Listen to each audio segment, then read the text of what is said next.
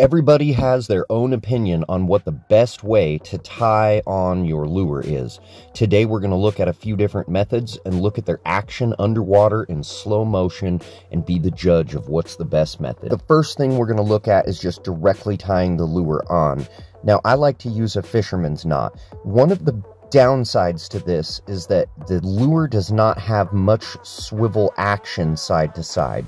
We can see underwater here that it does do a good job shaking back and forth, but it is a very minimal left to right shake.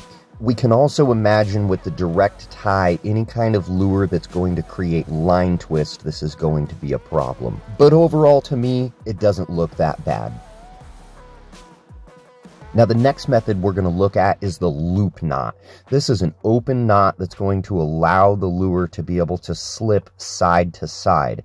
The downsides is that the knot is visible in front of the lure, and the lure is going to rub against the line as it tracks. As we can see, the loop knot has definitely added a lot more action to this lure. It is definitely tracking side to side a lot more, but we do have to keep in mind that the line is going to be rubbing against the guide, and rubbing line could lead to losing a fish.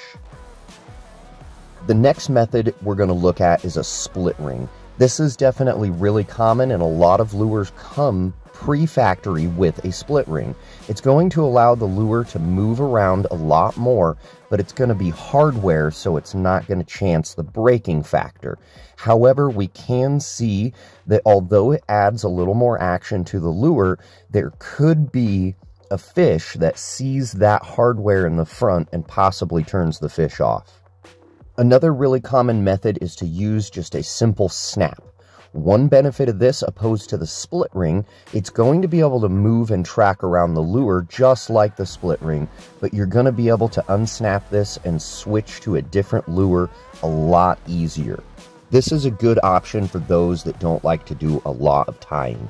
I also feel like, opposed to the split ring, the simple lock definitely has a lot more action than the split ring. We can see that the lure is tracking almost 90 degrees side to side. However, one downfall is that the simple lock is definitely going to stick out and be more hardware than just the simple split ring. Now, some people will choose to use a combination. So in this case here, we've got the simple snap, but it is attached to a swivel. This will allow the lure to definitely track to the side and side a lot more, and it's going to prevent line twist.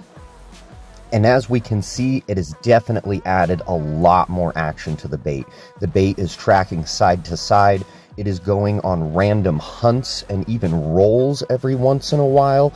And this is definitely a method that would probably attract a picky fish that may not have struck the lure in the first place, while also working great for baits that try to cause line twist.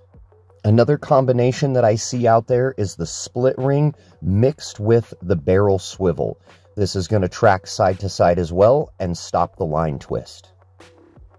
And as we can see, the action has been completely changed, and the lure is typically doing nothing but rolls.